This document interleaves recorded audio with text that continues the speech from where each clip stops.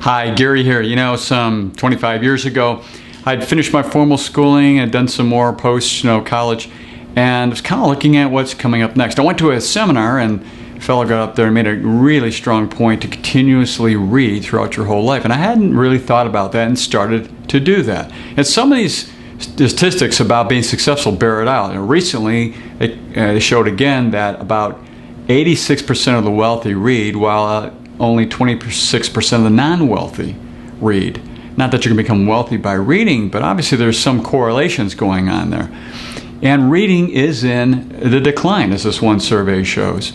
Now, I was reading a blog post by Michael Hyatt, and he came up with a bunch of ways to look at reading as it improves our lives relative to leadership. You know, I remember this Harry Truman quote: "Not all leaders are readers, but all leaders are readers." And that's always stuck with me, especially in the leadership roles I've had in the past in my life, you know, how important it is to continuously read. So what are the benefits from a financial and a non-financial standpoint of reading? Well, there's 5 of them here, as Michael points out. And the first one is reading makes us better thinkers. You know, why does it do that? Well, it gives us a toolkit of ideas to deal from. It helps us with our analytical skills and our ability to reason and so forth.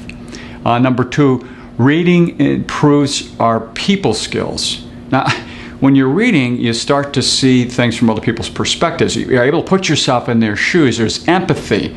There's understanding that takes place. And it kind of raises your emotional IQ, your ability to be able to deal well with other people. The third one is reading helps us master communication. You know, if you're going to read a lot, your vocabulary will expand. We see that happening all the time with the readers. They pick their words out better, more distinct and clearly, and it makes a bigger impact in their overall communication with others. Again, this is a kind of an emotional IQ picking up.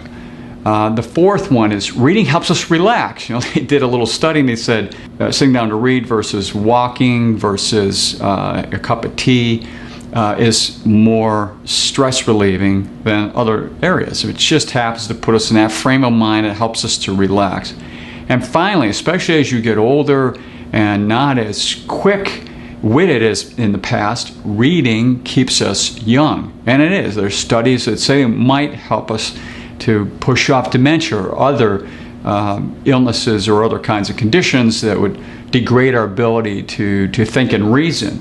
And it helps us keep up with new ideas and new thoughts. I'm always amazed when I see some of my clients in their 80s and 90s where they're up to date on everything going on the internet and in the world at large because they do a lot of reading. So it has these financial and non-financial benefits because the more well-read we are, the better we are to handle all the decision-making around the very complex area of wealth, be it the direct finances we're dealing with or all those non-financial issues that come into play as we make really smart decisions about our money. And it just makes a lot of sense to look at that and continue reading on an ongoing basis. So until next time, enjoy.